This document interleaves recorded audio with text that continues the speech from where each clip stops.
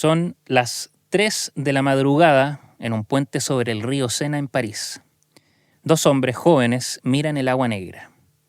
Entre los dos cargan una maleta vieja y adentro de esa maleta llevan objetos robados del Museo del Louvre.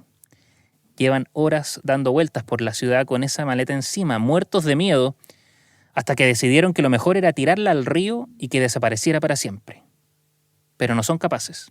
Ninguno de los dos se atreve a soltarla. Así que se devuelven caminando con la maleta hasta el taller donde viven. Uno de esos dos hombres tenía 29 años, era español y se llamaba Pablo Picasso. ¿Y qué hacía el hombre que después sería el pintor más famoso del siglo XX con una maleta de objetos robados a las 3 de la mañana?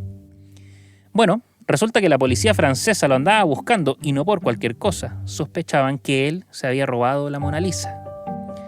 Porque hay que decir que unas semanas antes, el 21 de agosto de 1911, la Mona Lisa había desaparecido del Louvre. Se la habían llevado sin dejar rastro y el escándalo era gigante. Cerraron el museo, cerraron hasta las fronteras del país y la policía no tenía absolutamente ninguna pista. Entonces empezaron a buscar sospechosos por donde fuera. Y aquí viene lo que complica a Picasso porque él no era del todo inocente. 4 años antes, un belga llamado Gary Pierret, que trabajaba como secretario de su amigo el poeta Guillaume Apollinaire, había entrado al Louvre y se había robado unas cabezas de piedra, unas esculturas ibéricas antiguas. Y esas cabezas terminaron en manos de Picasso, que se las compró por 50 francos cada una, sabiendo perfectamente de dónde venían. Las guardó en un mueble de su casa y esas mismas piezas terminaron inspirándole uno de sus cuadros más importantes, Las señoritas de Aviñón. Ahí quedaron estas piezas escondidas durante 4 años hasta que la Mona Lisa fue robada. Porque entonces el tal Pierret, aprovechando el revuelo, fue a un diario de París, vendió su historia, la historia con Picasso, por unos francos y contó que él había sacado cosas del Louvre varias veces antes y que una de esas cabezas se la había vendido a un pintor de la ciudad. No dijo el nombre, pero cualquiera podía atar los cabos. Y ahí empezó el pánico. Picasso y Apollinaire entendieron que la policía iba a llegar hasta ellos y por eso esa noche salieron con la maleta llena de estas cabezas rumbo al río. Y como no se atrevieron a tirarla, al día siguiente devolvieron las esculturas al mismo diario en el que había salido esta historia en forma anónima. Pero el plan les salió peor porque eso llamó todavía más la atención.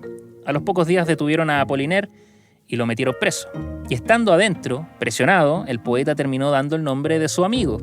Así que la policía fue a buscar a Picasso a su casa y según contó la pareja del pintor en esa época, Picasso estaba temblando tanto que ella tuvo que ayudarlo a vestirse para que pudiera salir con los policías. Lo llevaron ante un juez aterrado de que lo deportaran de Francia y ahí, según se cuenta, hizo algo de lo que después no se sintió nada orgulloso porque no lo dejaron declarar solo. Lo pusieron frente a frente con Apollinaire, que llevaba días preso, para que los dos se dijeran cosas en la cara delante del juez. Y Picasso, mirando a su amigo, dijo que no lo conocía.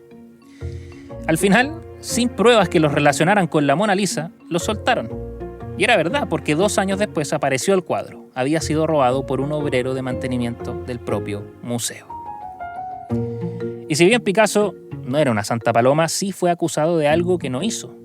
Y su historia es, por supuesto, el vehículo que nos ayuda a transitar hacia la pregunta del día de hoy. ¿Han sido acusados alguna vez de algo que no hicieron?